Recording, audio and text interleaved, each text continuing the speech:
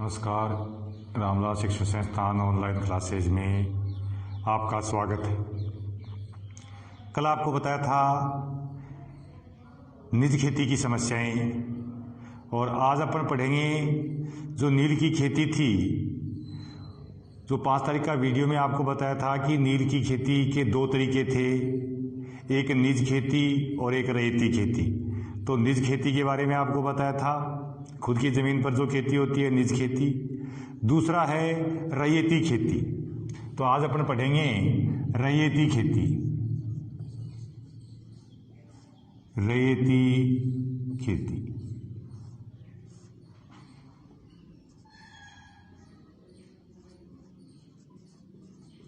देखो,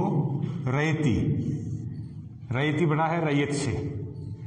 तो रैयत का अर्थ होता है, आपको पहले भी लिखाया था, रैयत का अर्थ होता है किसान। स्थायी बंदोबस्त है, मालवाड़ी है, रैयतवाड़ी है, ये व्यवस्था बताई थी आपको। तो रैयत का अर्थ क्या होता है? किसान। इस खेती के अंतर्गत जो नील उत्पादक थे, जिनको बागान मालिक भी कहा गया है, वो नील उत्पादक किसानों के साथ एक समझौता कर लेते थे। क्या करते थे? नील उत्पादक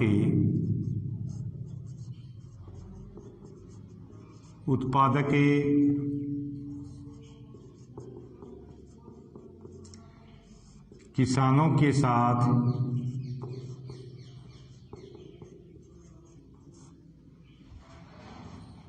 अनुबंध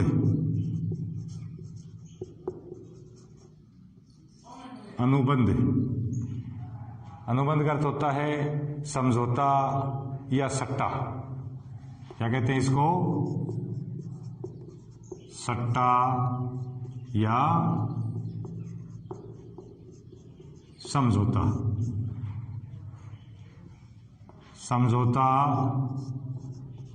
अनुबंध कर लेते थे किसान के साथ कि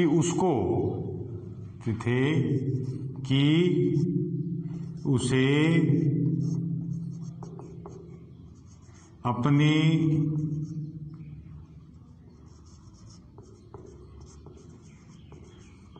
कुल भूमि के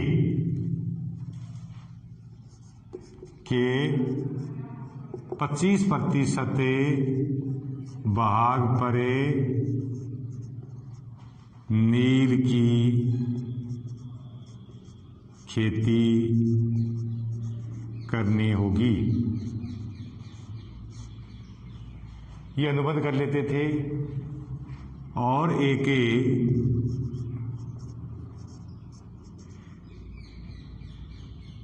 कागज पर दस्तखत करवा लेते थे।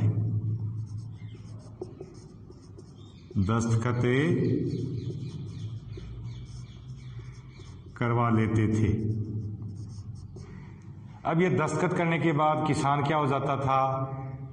बागान मालिक का एक प्रकार से ऋणी हो जाता था, क्योंकि इस कागज के ऊपर जो दस्तखत करवाते थे उसमें सारी बातें लिखी जाती थी कि मैं इतनी साल के लिए या इस बागान मालिक के साथ या नील उत्पादक के साथ अपनी भूमि के 25% भाग पर नील की खेती करने के लिए सहमत हूं। अब कई बार क्या होता था कि किसान मना कर देता था। तो किसान मना कर देता तो वहां जो गांव का मुखिया होता था, उस मुखिया के ऊपर बागान मालिक दबाव डालते थे, और कई बार मुखिया को नील की खेती करने के लिए मजबूर कर दिया जाता था। और मजबूरी के कारण वहाँ के जो रैयत थे वो नील की खेती करते थे, नील की खेती करने के लिए विवश हो जाते थे। अब उसके साथ उन्हें नील की खेती करने के लिए अग्रिम भुगतान कर दिया जाता था। बीज वगैरह है, उपकरण हैं, वो किसान को देते थे। जो बागान मालिक थे या नील उत्पादक थे, वो किसान को क्या करते थे? नील उत्पादक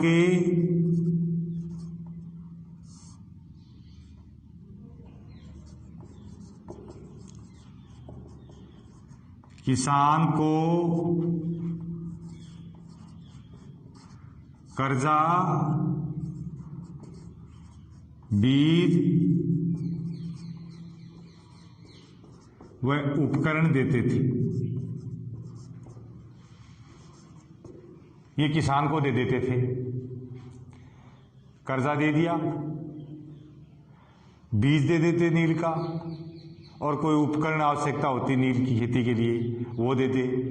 बाकी नील की बुआई का काम, उसकी कटाई का काम किसान का होता था, और फसल जब पक करके तैयार हो जाती तो किसान उस फसल को काट करके और बागान मालिक को सौंप देता था। अब उसमें कितनी फसल हुई है, कितने रुपए की फसल हुई है, ये किसान तय नहीं करता था। पैदा कौन कर रहा है? किसान कर रहा है। लेकिन उस नील की जो कीमत है, कीमत कौन तय करता था? नील की कीमत, नील की कीमत बागान मालिक तय करता था।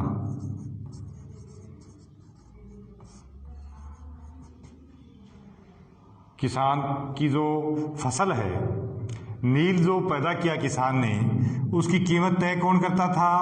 बागान मालिक, यानी नील उत्पादक। वैसे नील उत्पादक तो किसान हो गया, लेकिन जो उत्पादन करवाने वाला था नील का, जिसको बागान मालिक कहते हैं, वो कीमत तय करता था। और कीमत इतनी तय करता था कि किसान का जो पीछे का लिया हुआ कर्ज है, कभी तो वो भी पूरा नहीं होता था। तो इससे व्यवस्था में दिक्कत क्या आ गई, समस्या क्या आ गई किसानों के सामने? ठीक है, किसान अपनी 25% भूमि पर नील की खेती करता है, किसान को कर्जा मिलता है और उससे वह अपना भूमि का लगान चुका देता है। लेकिन कई बार क्या होता था कि जो नील उत्पादक थे, किसान थे, उसको उसकी जो कीमत थी नील की, वो बागान मालिक इतनी कम तय करते थे कि किसान द्वारा पीछे लिया हुआ कर्ज पूरा नहीं होता था, और दूसरी साल के लिए फिर किसान को कर्जा दे दिया जाता था। तो इस तरह से ये चक्कर चलता रहता था। और एक दिन स्थिति ये हो जाती थी कि किसान के इतना कर्जा हो जाता बागान मालिक का कि किसान को अपना खेत बागान मालिक को सौंपना पड़ता था। ये स्थिति थी। तो पहली समस्या क्या आ गई किसान के सामने इस खेती से?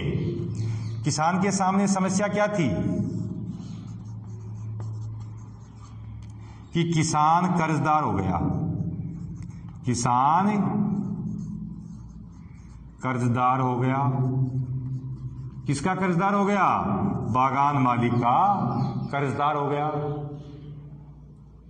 क्योंकि कर्जा इतना ज्यादा हो जाता था कि किसान चुका नहीं पाता था, क्योंकि जो नील पैदा होता था उसकी कीमत बागान मालिक तय करते थे, किसान को बहुत कम कीमतें दी जाती थी। दूसरी समस्या क्या थी? दूसरी समस्या थी खाद्यान्न का संकट पैदा हो गया। खाद्यान्न का